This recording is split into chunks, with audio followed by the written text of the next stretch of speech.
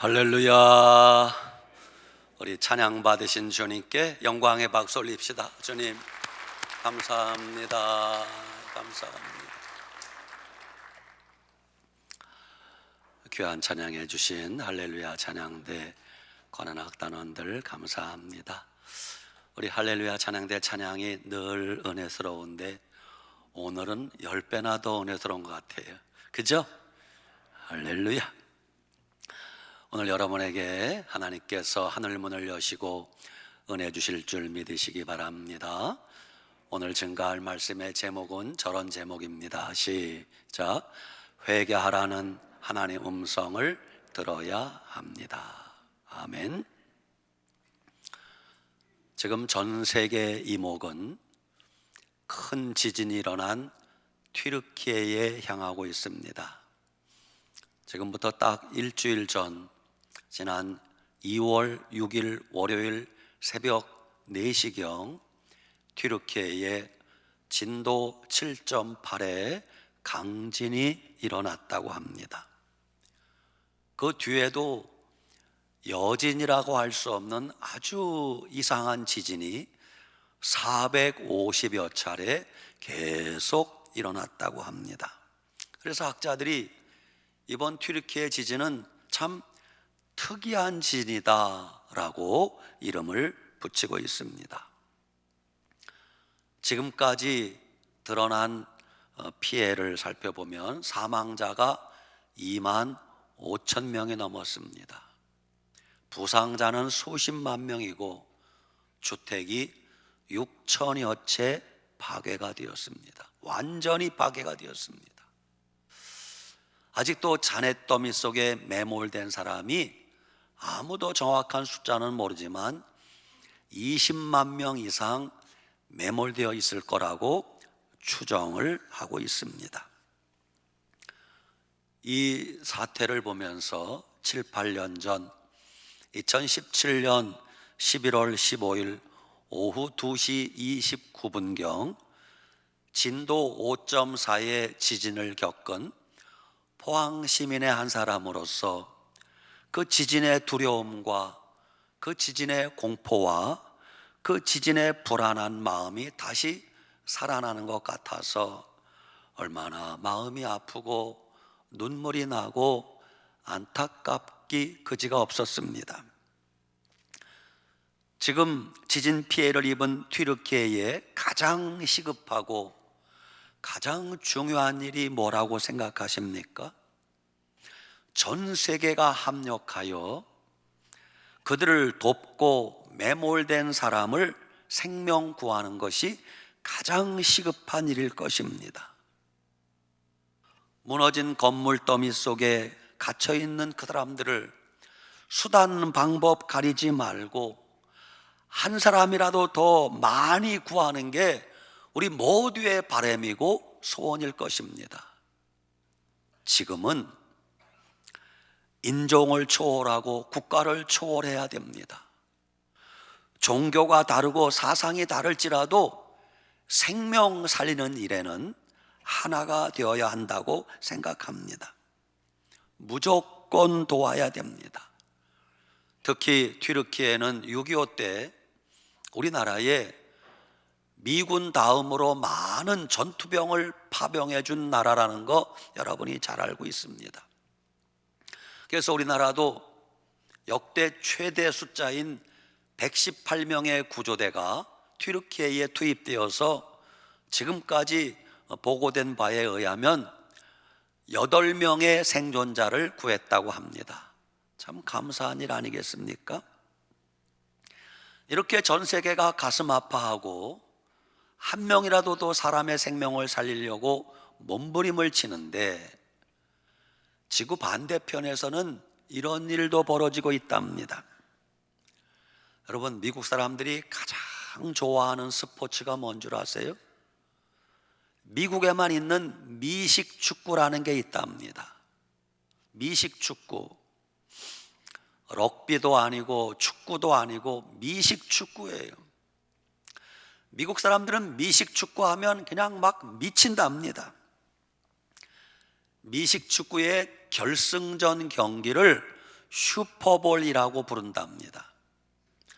그 미식축구의 결승전 경기인 슈퍼볼이 우리나라 시간으로 내일, 미국 시간으로 2월 12일, 우리는 2월 13일 미국에서 열린다고 합니다. 이거는 거의 미국 전 국민이 보는 그러한 중요한 슈퍼볼 결승전 경기라고 합니다. 그래서 많은 기업들이 그 슈퍼볼 경기 중계방송에 자기들 회사를 소개하고 제품을 소개하는 광고를 낸답니다. 광고. 근데 그 광고비가 별로 비싸지 않아요. 1초에 똑딱 1초에 3억 원이랍니다. 우습죠? 30초에 약 700만 달러, 90억쯤 된답니다. 1분 광고하는데 1,400만 달러, 180억이라고 합니다. 그런데 내일 미국 슈퍼볼 그 결승전 경기에 광고가 나가는데 기독교 캠페인 광고를 한답니다. 물론 무료가 아닙니다. 30초에 90억, 전반전 30초 광고에 700만 달러, 약 90억, 후반전 60초 광고에 약 1,400만 달러, 180억, 합하면 약 270억짜리 기독교 광고가 나간답니다. 주제는 존중, 친절, 사랑이라는 기독교 가치가 담길 예정이라고 합니다. 이것을 광고하는 단체는 The Servant Foundation, The Servant 재단이라고 하는 미국 연합 감리교 재단이 운영하는 모금 재단이라고 합니다.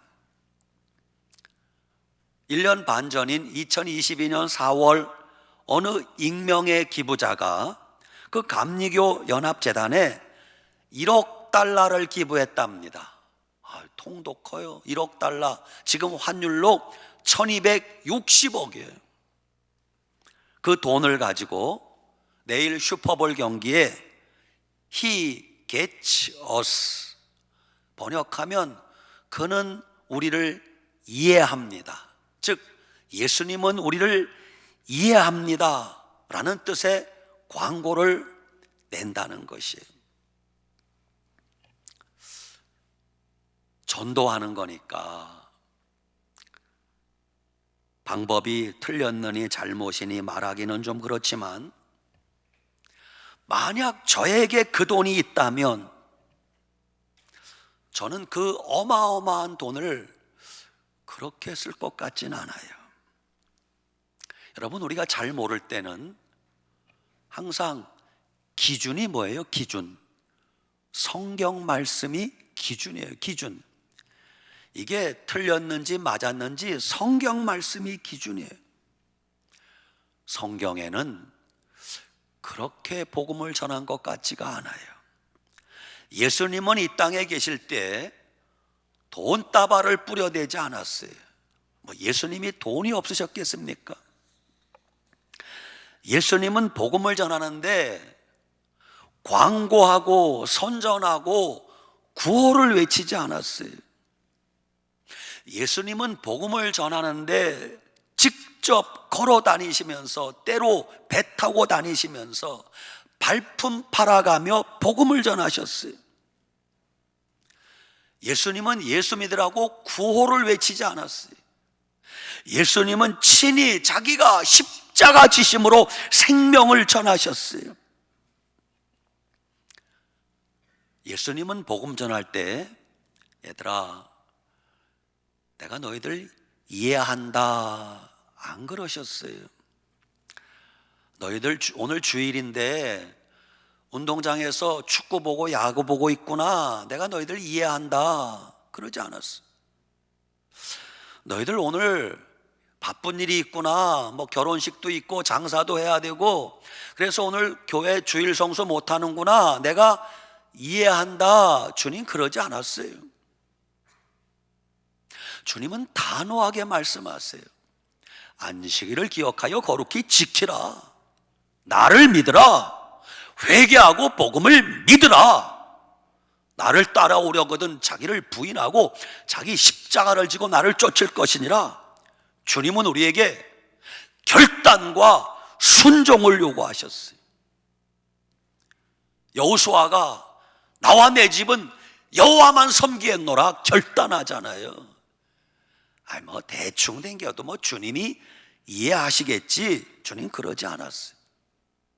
초대교회는 성령 받고 은혜 받은 성도들이 집을 팔아 땅을 팔아 교회 막 헌금을 했어요.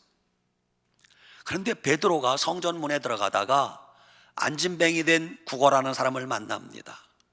근데 베드로가 뭐라 그래요? 그에게 돈을 주지 않고 은과 금은 내게 없거니와 곧 내게 있는 것으로 내게 주노니 나사렛 예수 그리스도의 이름으로 일어나 걸으라. 그의 손을 잡아 일으켜 버립니다. 그렇습니다. 여러분, 생명은 돈으로 살 수 없어요. 영혼을 구원하는데 많은 돈을 뿌려대면 된다는 생각은 위험천만한 생각이 아닐 수 없습니다. 물론 우리가 복음을 전하고 전도하고 선교하는데 돈이 필요해요. 돈이 없으면 안 돼요. 그러나 많은 돈을 퍼붓기만 하면 복음이 쉽게 전파될 거라는 생각은 그건 지극히 잘못된 생각이에요. 비성경적이고 예수님 방법이 아닌 것은 버려야 된다고 생각합니다. 아무튼 이번에 지진이 발생한 튀르키예 그 지역은, 목사님 튀르키예가 뭔가요? 우리가 전에 잘 아는 터키, 그 터키란 이름의 뜻이 별로 좋지 않은 뜻이라서 본래 뜻인 튀르키예라고 나라 이름을 바꾼 것일 뿐입니다. 여러분, 튀르키예는 성경에도 아주 중요한 의미가 있는 지역입니다.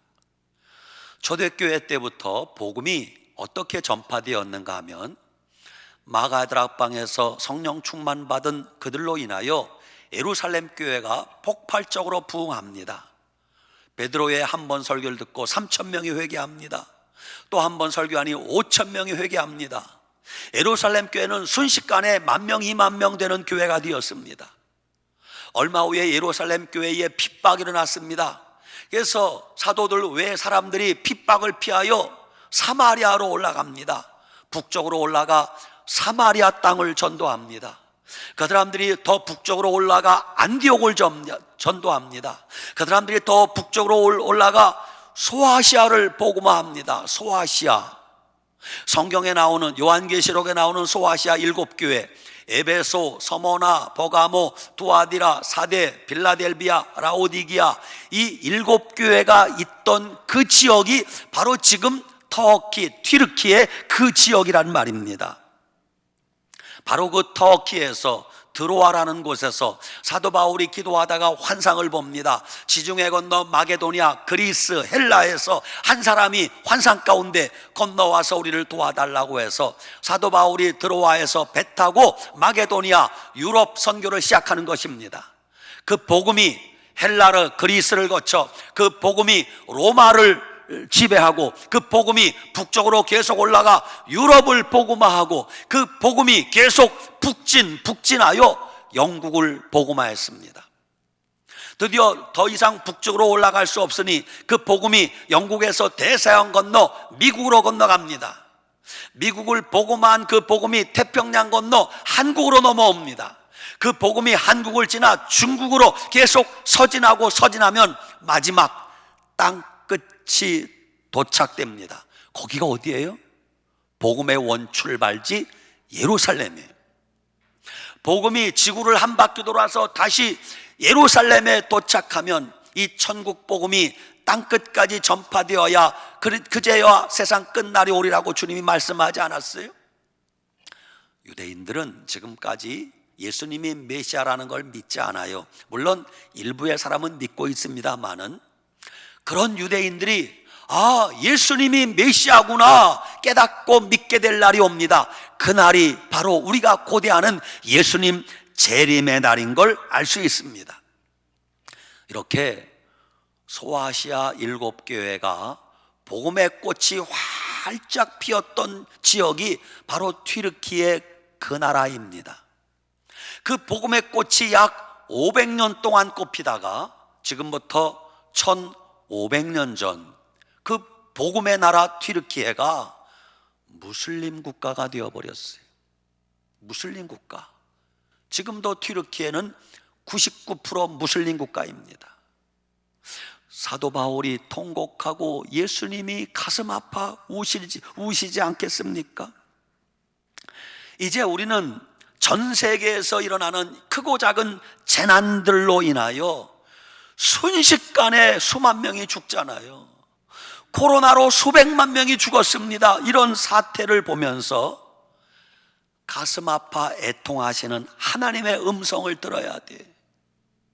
하나님이 지금 이렇게 많은 사람들이 죽을 때 하나님이 아이 그놈들 잘 죽었다, 깨소금 맛이다, 주님 그러지 않아요.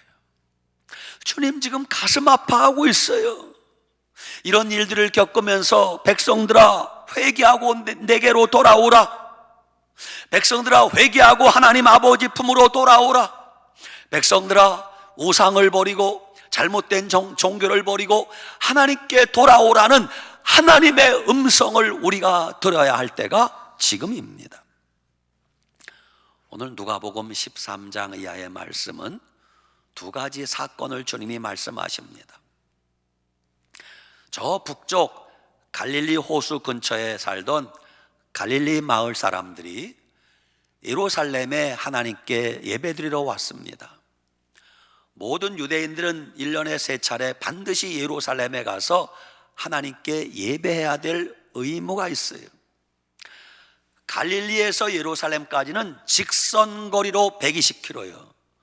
꾸불꾸불 돌아오면요 200km, 300km가 됩니다. 그 먼 거리를 하나님께 예배드리러 오는 자들 믿음이 있어요, 없어요?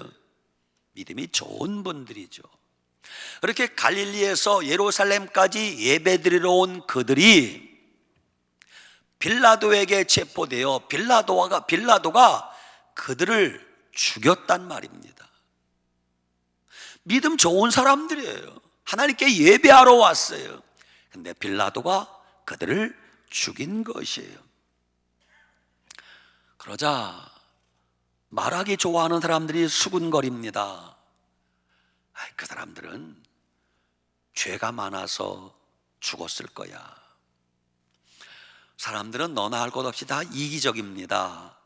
내가 어려운 일 당하면 고난 당한 거라 생각합니다. 다른 사람이 어려움 당하면 그건 하나님께 맞은 거라 생각합니다. 내가 어려운 일 당하면 하나님의 훈련이라고 생각합니다. 다른 사람이 어려운 일 당하면 그건 죄값이라고 생각합니다. 내가 어려운 일 당하면 그건 하나님의 뜻과 섭리라고 말합니다. 다른 사람이 어려운 일 당하면 그건 믿음이 없어서 그런가라고 말합니다. 내가 어려운 일 당하면 그건 욥처럼 고난당한 거라고 말합니다. 다른 사람이 어려운 일 당하면 그건 죄 때문이라고 말합니다. 여러분, 바로 그런 우리들을 향하여 주님이 말씀하십니다. 아니다. 빌라도에게 죽임당한 이 갈릴리 사람들이 다른 사람보다 죄가 더 많아서 죽은 게 아니다. 너희도 회개하지 아니하면 이와 같이 망할 것이라 주님이 말씀하세요. 예수님이 두 번째 사건을 말씀하십니다. 예루살렘 남동쪽에 우리가 잘 아는 실로암 연못이 있습니다. 실로암 연못가에 높은 망대를 세워 놓았던 모양이에요. 그런데 어느 날 그 망대가 무슨 일인지 모르지만 무너졌어요. 넘어졌어요. 실로암 연못가에 많은 사람들이 있었는데 그 망대가 무너져서 18명이 깔려 죽었어요. 사람들이 수군거리기 시작합니다. 세상에 어휴, 저 사람들은 분명히 무슨 죄가 있어서 깔려 죽었을 거야. 얼마나 수군거리게 좋겠습니까? 그때 예수님이 그들에게 이렇게 말하는 거예요. 아니다. 실로암 망대가 무너져 죽은 18명이 너희들보다 죄가 더 많아서 죽은 게 아니다. 너희도 회개하지 아니하면 이와 같이 망할 것이다. 그래요. 오늘 우리도 참 조심해야 됩니다. 모든 재앙과 재난이 다 죄 때문은 아니라는 것을 알아야 됩니다. 여러분, 불행한 사건, 사고는 누구에게나 일어날 수 있습니다. 사건, 사고는 언제 어디서나 우리에게도 일어날 수 있어요. 여러분은 교통사고 한번 안 날 거라 자신할 수 있습니까? 아무도 장담할 수 없어요. 여러분, 몸이 아파 병든 사람 여러분 함부로 비판하면 안 돼요. 저 사람이 기도 생활을 게을리해서, 저 사람이 믿음이 없어서, 저 사람이 죄가 많아서, 그렇게 쉽게 말하지 말라는 거예요. 어떤 사람이 경제적으로 아주 힘들게 살고 가난하게 살면 쉽게 저 사람은 게을러서 그런 거야, 쉽게 말하지 말라는 거예요.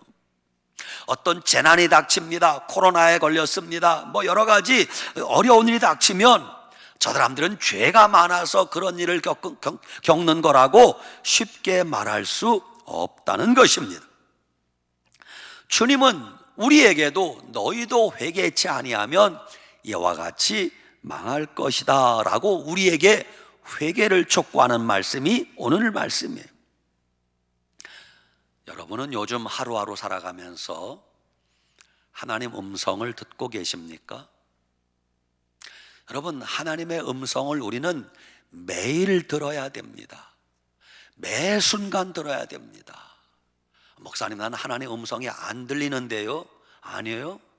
하나님의 음성이 다 들려요. 첫째, 하나님의 음성은 직접적으로 들을 수 있어요. 어떻게? 아브라함아, 노아야, 방주를 지어라. 모세야, 하나님이 직접 말씀할 수도 있어요. 하나님이 필요하면 우리에게도 김 집사야, 이 집사야 직접 말씀할 수도 있어요. 두 번째, 하나님은 간접적으로 말씀하세요. 오늘 여러분이 강단에서 선포되어지는 설교를 통해서 듣는 것은 간접적인 하나님 말씀을 듣는 거예요. 오늘 제목이 뭐예요? 회개하라는 하나님 음성을 들어야 합니다. 하나님은 간접적으로 우리에게 말씀하세요. 남편이 예수님 안 믿어요. 토요일 밤에 술을 잔뜩 먹고 취해서 지금도 잠을 자고 있다고 가정합시다. 교회 잘 다니는 어린 아들이 주일 예배 마치고 집에 가니까 아기도 아빠가 술 냄새를 풍기며 주무시고 계세요. 그러면 예배 드리고 온 자녀가 아이고 술 냄새 이러면서 아빠를 걷어찹니다. 아빠 일어나세요. 몇인데 주무세요. 우리 교회 학교 선생님이 그러는데요, 예수님 안 믿고 이렇게 술 퍼마시고 그렇게 믿음 없이 살면 지옥 간대요. 아들이 아빠한테 일침을 해요. 그게 하나님께서 그 어린 아들을 통해서 간접적으로 들려주시는 하나님의 음성인 걸 아셔야 돼요. 세 번째, 하나님의 음성을 어떻게 듣는가? 성경을 읽으면서 하나님의 음성을 듣는 거예요. 잠언은 매일 그 날짜에 해당하는, 오늘은 12일이니까 잠언 12장을 읽으세요. 그리고 매일 여러분이 정기적으로 규칙적으로 성경을 읽으면서 성경을 통해서 하나님 말씀을 아멘하고 듣는 거예요. 마지막 네 번째, 하나님 음성은 사건, 사고를 통해서 하나님 음성을 들어야 돼요. 하나님 음성, 하나님 말씀을 히브리어로 다바르라고 한다고 그랬어요. 따라 합시다. 다바르. 다바르. 제가 신학교 다닐 때 이 단어를 어떻게 외웠는가? 다바르. 하나님 말씀은 다 바른 말이다. 다바르 했더니 수십 년 지나도 잊어버리지가 않아요. 그 다바르 하나님 말씀의 뜻은 첫째, 말씀, 워드, 말씀이란 뜻이고요. 두 번째는 인시덴트, 사건, 사고란 뜻이에요. 이 땅에서 일어나는 수많은 사건, 사고들이 하나님 음성이 거기 들어있다는 것이에요. 여러분, 이 땅에서 일어나는 일들을 단순한 자연재해라고만 보시면 안 돼요. 그건 우연한 기상이변이라고만 생각하면 안 돼요. 그 기상이변 속에 들어있는 하나님 음성이 있고요, 자연재해라고 하는 그 가뭄, 풍랑, 지진, 그 속에 하나님의 음성이 들어있다는 거예요. 늘 있던 일인데 그게 아니라 지금 우리 주변에서 일어나는 일들은 하나님이 우리에게 마지막 경고하시는 하나님의 음성인지도 모른다는 것이에요. 가뭄과 기근, 지금 미국 캘리포니아 서부 지역의 가뭄은 심각합니다. 우리나라 전라도 호남 지방 그 섬 지역의 가뭄 심각합니다. 평생을 살아도 이런 가뭄은 처음이라고 사람들이 말하잖아요. 한 지역에서는 폭우와 홍수가 내리고, 한쪽에서는 태풍과 풍랑이 오고, 한쪽에서는 우박이 쏟아지고, 한쪽에서는 전쟁으로 수십만 명이 죽고, 코로나 전염병이 세계를 뒤덮고, 이 모든 재난이 하나님의 음성인 걸 아셔야 돼요. 주님이 그런 재난을 우리에게 보여주시면서 뭐라고 말씀하시는 것 같아요? 회개하라, 때가 가깝다, 회개하라. 성경에 보시면 하나님이 많은 사람을 심판할 때 세 가지 방법을 쓰세요. 첫째, 칼과, 둘째, 기근, 가뭄과, 셋째, 전염병이라. 우리가 지금 이 세 가지 다 겪고 있잖아요. 칼, 전쟁. 여러분, 5대양 6대주에 전쟁 없는 곳이 어디 있어요? 기근과 가뭄, 온 세계가 다 겪고 있어요. 전염병, 코로나, 전 세계가 겪고 있어요. 그뿐만이 아닙니다. 성경에 보면 하나님이 아주 특별한 경우에 악한 자를 심판하실 때 하나님이 비상수단으로 쓰는 방법이 있어요. 그게 지진이라고 하는 것이에요. 구약 성경에는 지진이란 용어가 6번이 나옵니다. 그런데 민수기 16장에는 땅이 입을 벌렸다 그래요. 땅이 갈라져 땅이 입을 벌려서 그들을 삼켰다 그래요. 언제? 민수기 16장에 무서운 반역 사건이 벌어집니다. 레위 지파에 고라라는 제사장이 있어요. 모세와 아론도 레위 지파예요. 이 고라라는 사람이 다단과 아비람 그리고 온이라는 사람을 부추겨서 4명이 주동자가 되어 모세와 아론을 대적하기 시작합니다. 거기에 이스라엘의 지도자 250명이 가담을 합니다. 큰일 난 거예요. 254명이 모세와 아론을 대적하는 거예요. 야, 너만 잘났냐? 가나안 땅엔 언제 가냐? 우리 다 죽게 할 셈이냐? 모세와 아론이 다급하니까, 여러분 그러지 마세요. 정신 차리세요. 그러지 마세요. 그들이 정신을 안 차려 계속 모세를 대적하는 거예요. 모세가 여러분 250명이 각자 향로에 향을 담아서 우리 하나님 앞에서 한번 좀 분별합시다. 과연 살아계신 하나님이 어떻게 말씀하시는가? 그래서 모세와 아론이 다단과 아비람을 불렀어요. 너희들이 주동자냐? 내게 와서 하나님의 음성을 들어보자. 그러자 다단과 아비람이 지가 뭔데 나보고 오라가라요? 안 가. 하나님이 모세에게 말씀하시기를, 모세야, 백성들로 하여금 이 반역의 무리를 떠나게 하라. 내가 심판할 것이다. 그래서 모세가 백성들에게, 여러분 이 반역의 무리에게서 떠나십시오. 그래서 떠났어요. 그러자 그 반역자 무리만 남았어요. 250명, 4명의 주동자와 함께 반역자의 무리만 남았어요.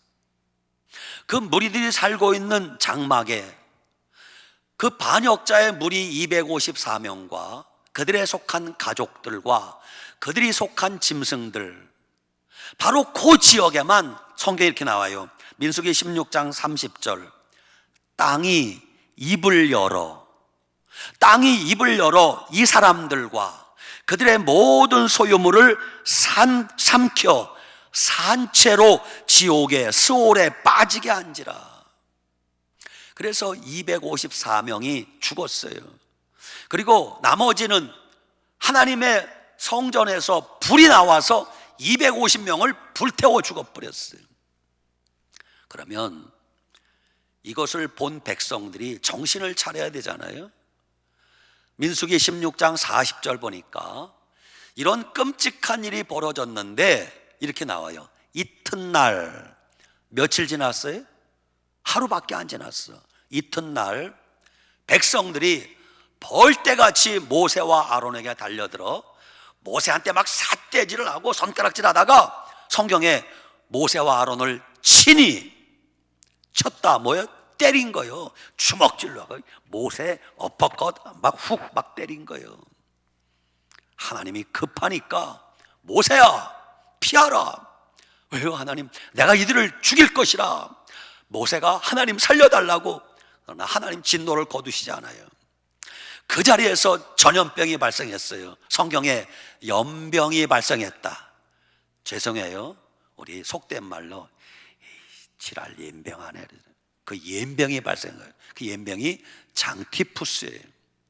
순식간에 14,700명이 죽었어요. 모세가 하나님 앞에 싹싹 핍니다. 하나님, 이 백성을 다 죽이실 것입니까? 하나님, 노여움을 푸시옵소서. 그래서 하나님이 진노를 거두시고 14,700명 죽고 거기서 심판이 멈춘 거예요. 신약 성경에는 지진에 관한 기록이, 마태복음 24장은 작은 소계시록이라고 합니다. 거기 이런 말씀이 나와요. 제자들이 예수님께 묻습니다. 주님, 세상 끝날에는 어떤 일이 있겠습니까? 주님 임하실 때 세상 끝에는 무슨 징조가 있사오리까 물어요. 그러자 예수님이, 얘들아, 너희가 사람의 미혹을 받지 않도록 주의하거라.